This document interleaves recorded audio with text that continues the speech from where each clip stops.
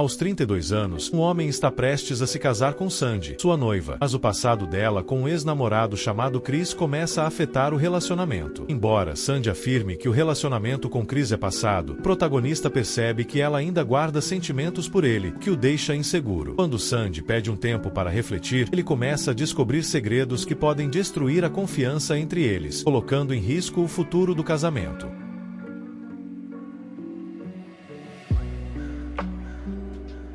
Peguei minha noiva fazendo intimidade com o ex-tóxico dela e cancelei nosso casamento. Como vingança, dormi com. Eu trabalho em uma grande instituição financeira nos Estados Unidos. Não estou me gabando, mas estou indo muito bem, com muito potencial de crescimento. Tudo isso enquanto ainda tenho 32 anos. Durante uma conferência que participei há cerca de 6 anos, conversei com a mulher que estava sentada ao meu lado e nós nos demos muito bem. Alguns meses depois, começamos a namorar e estamos juntos desde então. Ela acabou de fazer 30 anos há alguns dias, mas, naturalmente, o jeito que as coisas acabaram, não havia necessidade de ligar para ela ou enviar felicitações ou algo do tipo. Foi exatamente no aniversário dela de 29 anos que fiz a pergunta e ela disse sim e de imediato. Há um sorriso no meu rosto ao lembrar disso, porque foi um dos dias mais felizes da minha vida. Tenho certeza que o dela também, mas isso azedou muito agora. Envelheceu como leite sem refrigeração. De qualquer forma, eu a pedi em casamento, ela aceitou e fomos noivos. Dias felizes, certo? Agora, não tenho certeza se sou o único que já passou por isso, mas quando você lida com mulheres que têm muito medo de falar sobre suas aventuras sexuais com as amigas, você, como parceiro, pode acabar sendo a pessoa para quem elas escolhem contar tudo. Isso já aconteceu em 2 relacionamentos separados, sendo esse um deles. Acho que a maioria dos homens não quer ficar ouvindo constantemente histórias sobre todos os homens com quem a namorada, noiva ou esposa já transou. É o mesmo que eu não tento contar para nenhuma mulher sobre as pessoas com quem dormi. Enfim, isso aconteceu algumas vezes até que finalmente disse a ela que eu realmente não me importava de ouvir todas essas histórias. Mas antes desse ponto, eu ouvi bastante sobre o ex dela mais recente.